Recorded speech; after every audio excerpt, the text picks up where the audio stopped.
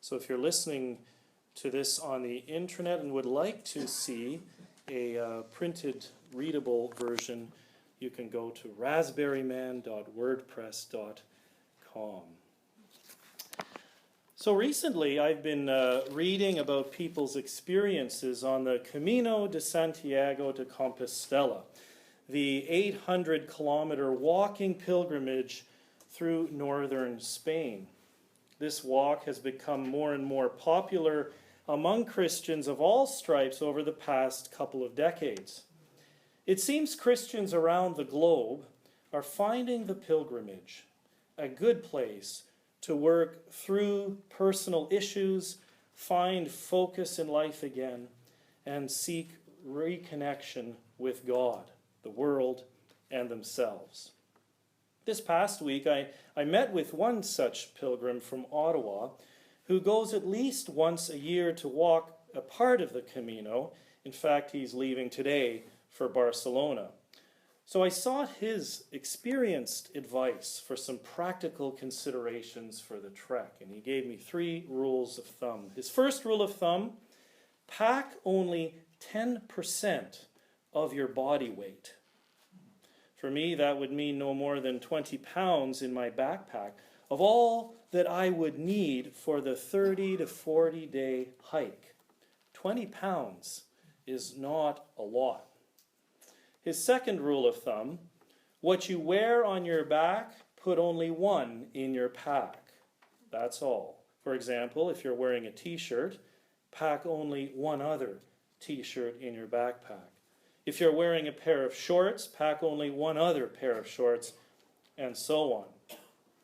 He laughed when he told me that about 4 days in, some 100 kilometers into the journey, you find bins and bins full of personal items people have left behind. These pilgrims had realized, thankfully sooner than later, they were simply carrying too much. Stuff they didn't really need. Extra shirts, pants, sweaters, books, jackets, bed mats, blankets, etc. A final rule of thumb from my friend: if you do take something extra, then you need to have a good reason for it besides, I might need it. This discipline reflects the quality of being able to let go. It can be described as a total self-surrendering, a giving up. The term kenosis has been used among Christians throughout the ages to convey this sense of releasing that which we normally feel we need to hold on to tightly. 14th century German theologian and philosopher Meister Eckhart said, "God is not found in the soul by adding anything, but by a process of subtraction." God is not found in the soul by adding anything, but by a process of subtraction.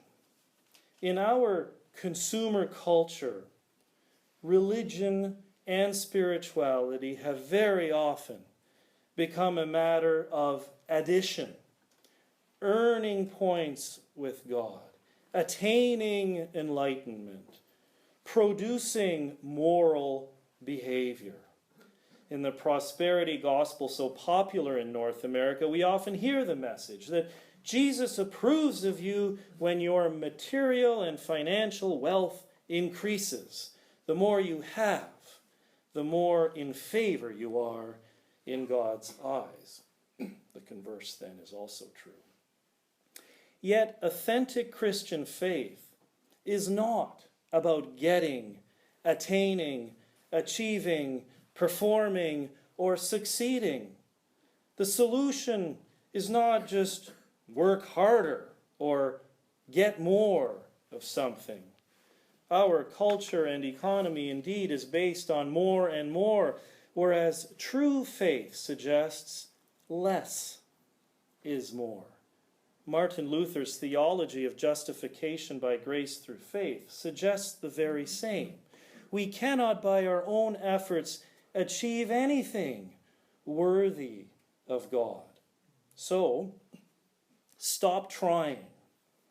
In fact, start doing the opposite. Let go of your pretense to manage your life according to the creed, bigger and more is better. Let go of a paralyzing negative body image. Let go of the inner talk that is putting yourself down, that tells you you are no good. Let go of hatred against people who are different from you. Let go of those material aspirations that tease you into a false sense of security. Let go of being paralyzed by fear. Instead, focus on what is essential. Appreciate that you already have enough, all that you need. When Jesus gives this difficult instruction in the gospel text for today, Luke 14:25-33, he is traveling. He is on a public road. He is on his pilgrimage to the cross. Remember, ever since Luke chapter 9, verse 51, he is on the way to Jerusalem, his final destination.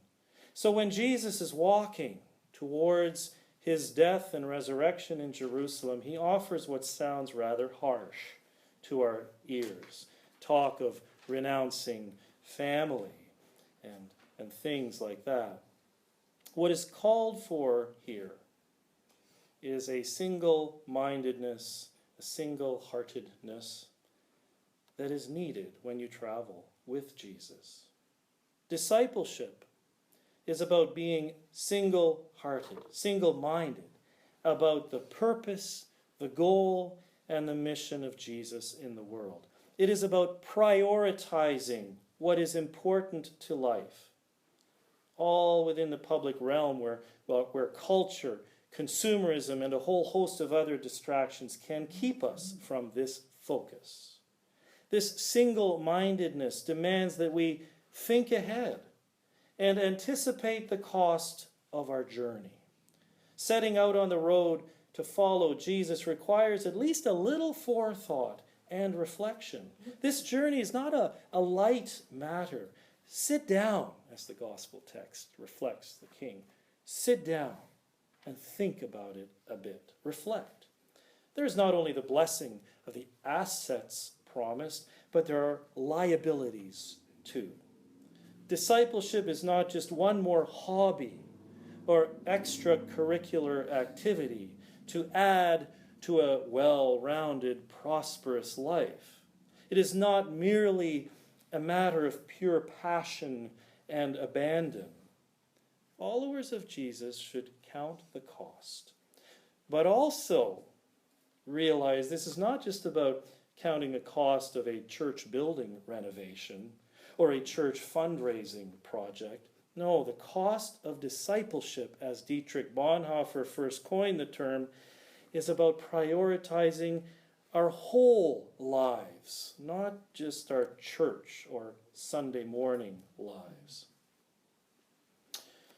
If someone told me a year ago that I would spend 4 days cut off from civilization in the bush without cell phone service, hauling all my food and everything I need to survive in a canoe, that I would have to navigate through rapids and rocky, snake-infested portage routes, I would say they were dreaming or talking about someone else. Yet that's precisely what I did earlier last week along the French River between North Bay and Sudbury. Fortunately, I was not alone. I journeyed with a more experienced wilderness survivalist. Now, at the end of the journey and adventure, we ended up noting we took more. We actually took more than we needed. We could have packed less food. We ate very well, but we took too much food. And we could have packed less clothing. The exercise, nevertheless, was confident building for me in realizing I really, really don't need that much stuff. Jesus says, "None of you can become my disciple if you do not give up all your possessions." To live life well and faithfully is to recognize one's place in the world and not to overreach, overextend, to be someone you are not, all on the basis of wanting more and more, bigger and better. To live faithfully, we are called to examine our dependencies, count the cost of it all, focus on what is important, and then make room in our lives for what is important by letting go. A sojourn into the wilderness may indeed be the antidote to visions of self-aggrandizement embedded in that prosperity gospel message. Try doing without for some time. Try doing without what you may have taken for granted for a long time. Try doing without what you've always have believed you needed in order to live. Try letting go, releasing, forgiving. This is not about doing away with personal boundaries. Letting go is not about condoning injustice or cruelty. Kenosis, or letting go, is not about being blind optimists, repressing or denying or not caring or giving up in frustration. Take forgiveness as an example of letting go of the misery caused by holding on to the pain of resentment or holding on to a grudge. This kind of letting go brings a positivity that is based in honest struggle and prayer, born out of compassion and love for self, the other, and God. The end result is a freedom and peace that cannot ever be realized through a program of simply working harder or getting more. The German poet, you notice the German sub-theme here, Rainer Maria Rilke. Love his stuff. He wrote about the contrast between the law of gravity and the rising of the trees. He writes about the gift of letting go into a place of trust, trusting that the gift in you is enough so that you can rise up rooted like trees. So listen to his poem.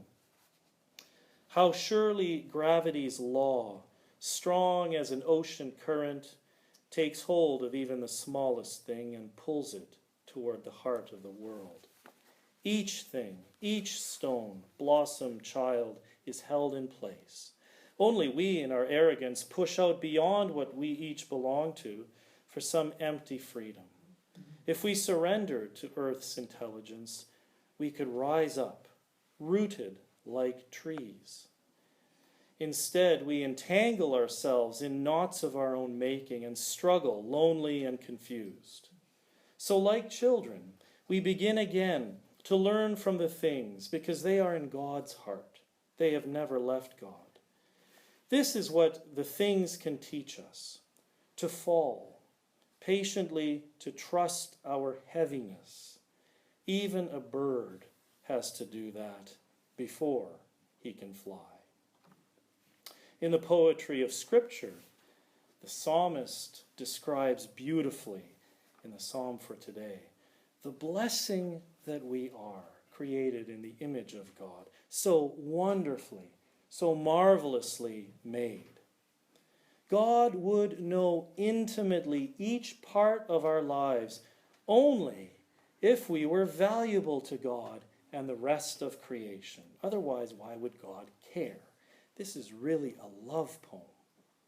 In other words, we are and have everything we need to enjoy and live to our fullest potential. We are beautiful. We don't have to strive to become someone we are not. We don't have to add anything to our lives to be well.